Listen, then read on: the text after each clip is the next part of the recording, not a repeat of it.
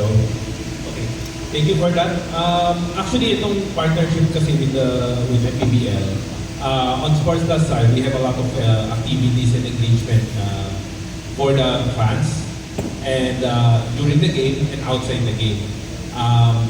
Meron din tayong mga activities also for the players and even sa team owners and the league. So, abangan nyo na lang yung mga active na hinahanda namin sa inyo itong 2026 season. I never imagined this APBL because we started APBL in our compound sa Jensen. In fact, si Commissioner nakapaglaro pa ito nung APBL first season ng APBL doon sa Jensen sa compound ko. So marami nang nakapaglaro ng si Kipi Rabina, si Baruca, nakapaglaro yan sa first season ng APBL doon. Kasi nag-team season kami bago ko nilaunch ito sa national.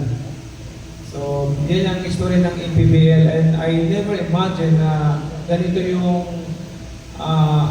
ganito aabot ang APBL, but what I'm trying to say now is like and plan is our vision is to widen the scope of APBL not only in the Philippines but thinking about for Asia also in different countries. Salamat.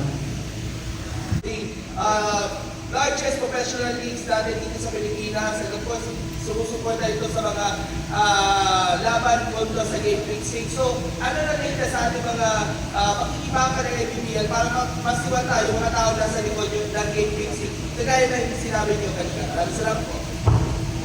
Katulad ng sinabi ko kanina, mas paigtingin pa natin yung pagbabantay natin sa bawat game. Mayroon tayong magre-review, may team tayo na magre-review every day sa lahat ng games. So, i-evaluate yung performance ng bawat team, evaluate bawat players para masala talaga. Well, it's like NBA, the way NBA screen, parang double check yung nila na hindi mapasukan ng game fixing. So, ganun ang gagawin natin na may magre-review and titingin nakatutok sa bawat game. So, I hope na matakot kayo pasukin ng kasi maliit lang naman yung kamay ko. Pero hindi lang, di ba? Hindi lang growth kasi yung pinag-uusapan natin dito. There's also, of course, the credibility and accountability. Tama ba, Mr. Manny Pacquiao? Na hindi na, di ba, maging talamak itong mga ganitong transactions in sports in general. Yeah. Commissioner, you want to add? Yeah, I just want to add, actually we had a meeting with the Games and Amusement Board. We have a plan to do a resolution para masumpo natin itong game fixing. And also one of the plans ng Sports Plus is also to help us. No, para din sa liga, kaya talagang blessing in disguise na naging partner natin ng Sports Plus para talagang masumpo natin itong game fixing because integrity is most important and also we owe this to our fans. No? Pag maganda integrity natin, lalo tayong mamahalin ng mga fans. Thank you. Okay, so actually, the Sports Plus vision talaga is to bring thrill and excitement to every game. Masibat nitong APBL, which is the Liga ng Bayan, and pag nakita naman natin is very exciting every game. Kahit ako, nanonood din ako sumabaybay. So it's just for me, it's a perfect partnership lang kasi we share the same vision as well as we want to add spice and excitement to the game for every Filipino. So, magkaroon ng collaboration with the PBA. Sort of like yung sa NBA at saka yung G-League nila, magkaroon ng collaboration or relationship so that mas malakas ang dating ng professional basketball sa panig natin. Thank you. It depends kung mapag-usapan namin. Ang PBA naman is ayaw namin makipag-compete sa lahat ng mga liga. welcome naman lahat to partner with PBL, lahat mo aning collaboration na mga natin to maximize basketball sports dito sa ating bansa. So yun yung ano ko. And I wanna say, PBL also a professional naman.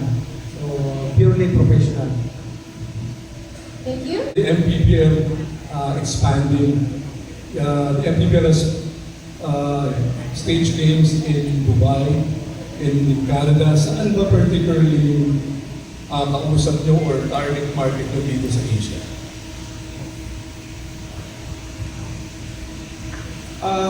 Buong Asia, Middle East, tapos maraming tayo nakausap din. And yung sinabi ko kanina na ang PBL hindi lang ito sa Pilipinas, pwedeng mag-expand tayo. I'm thinking for actually, inano ko na yun.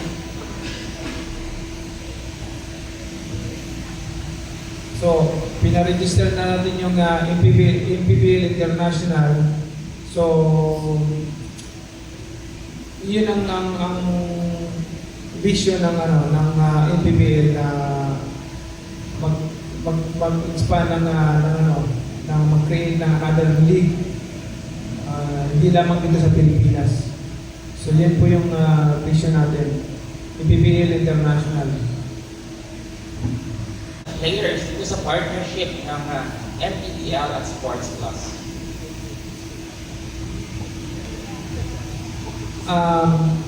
You must expect that the games, siyempre, more excitement games ngayon kasi nagpalakas yung mga iba't ibang teams. And also, more, parang it's more benefits for sa mga audience, sa mga fans, kasi marami din mga engagement sa lahat ng mga fans na gagawin. So, marami mga fans na ma-involve dito. So, may mga activities na gagawin din. And then, yung promotion ng PBL this time, mas triple pa, mas duple. So, because we're going to start to put a billboard sa mga ITSA, ganon, and then yung mga advertisement ng PBL, social media, mas dudublihin pa o triplihin pa. So, may budget na tayo yan for promotion because Sports Plus is our partner and ano rin sila, willing to help PBL in collaboration with PBL. Marami ang kami matutulungan at malayo ang mararating ng PBL. So, abangan ninyo. Ito ay PBL ay liga para sa bawat Pilipino.